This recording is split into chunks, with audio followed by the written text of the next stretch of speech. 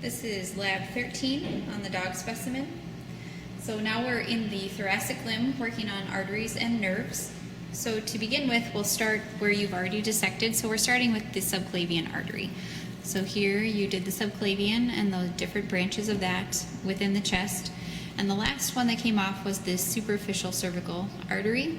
So that's where we're starting today's lab. So superficial cervical artery is going up near the superficial cervical lymph node, which I'll just pick up, and it's right there. We've identified that a couple of times, but that's where that superficial cervical artery is running towards. So then that subclavian artery will come outside the thorax and become the axillary. So it's just a name change, it's not a branch, it's a name change. So axillary artery from there. So then axillary, you are going to follow. You'll have to cut your pectoral muscles, and I actually just like to split them in half and open them that way. I think that works best. So then axillary coming down, you're going to look for an external thoracic. It often gets broken as you're doing your reflection. So if you have a stump there, that would be external thoracic. And continue to follow axillary down. And I use the little scissors and kind of bluntly dissect down and find all of these branchings. So then you have lateral thoracic here coming off. We looked at it from this side earlier, but here you have lateral thoracic artery, and you also have lateral thoracic nerve at that same point coming down there. So lateral thoracic. Then we have, you'll have to pull up on the axillary and see this big branch coming off and going deep.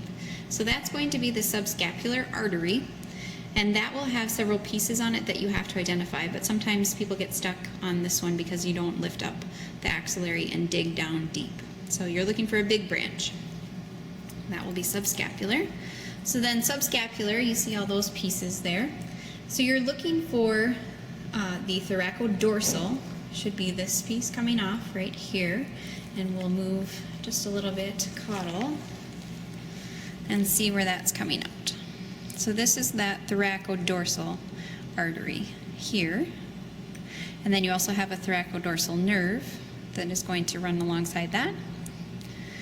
Then also on that subscapular, so we'll go back over here to the big branch.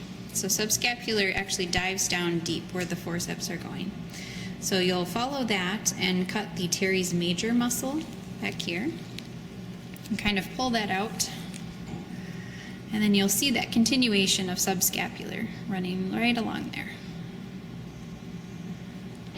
So subscapular artery continuing there.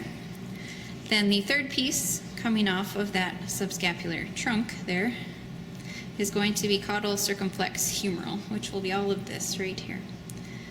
So caudal circumflex humeral will then dive deep, and the book has you looking at the other side, cutting the deltoideus and things, but I don't know that that is absolutely necessary.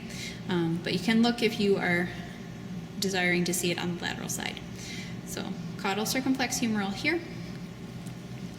Then we have cranial circumflex humeral, and this can vary where it comes off, so you just have to watch for it and look. So this is cranial circumflex humeral coming off.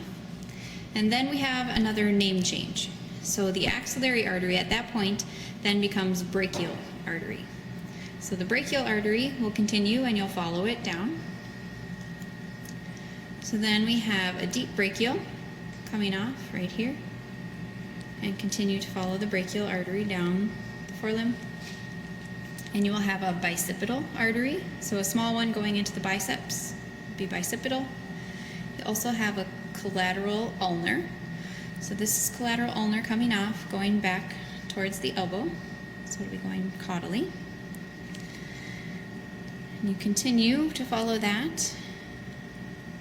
And then this smaller one you will have is the superficial brachial. So that's this one right here. So superficial brachial coming off, and that will then wrap around the cranial aspect of the forelimb and is continued as an even smaller term and that's the cranial superficial antebrachial. So that will be here, and that will give off a medial and a lateral branch and all kinds of things here. But it's very tiny, easily broken, and sometimes comes off with the skin. So if you can't find that one, that's okay. Okay, then we'll move into the brachial plexus for the nerves on today's lab. So the brachial plexus, again, was all of the nerves going into the thoracic limb. So we'll start with the cranial pectoral nerves. So you probably have just some of these. Right here would be cranial pectoral. So something going into superficial pectorals will be cranial pectoral nerves. And then you're looking for the suprascapular nerve. So sometimes students get hung up on this one just a little bit because you have to dig deeper than you think. So suprascapular is actually going to be this one right here. And that wraps around the cranial edge of the scapula, so where the probe is going there. And you can cut the supraspinatus to see that on the cranial aspect and follow that around. So suprascapular nerve there. All right, subscapular nerve. We'll kind of take a little caudal view here. So we had, this was thoracodorsal here. If we move that, and here I'll pull out the subscapular nerve right there. Sometimes there's one, sometimes there's two, but anything going into that subscapularis muscle will be subscapular nerve. Okay. Then we move into some of these nerves that are going into the thoracic limb. So you have musculocutaneous is one of them. Right here would be musculocutaneous, and that is usually adhered right to that caudal aspect of the biceps. So musculocutaneous there. Then we have the median nerve running alongside your brachial artery. Median nerve. And then we have ulnar nerve.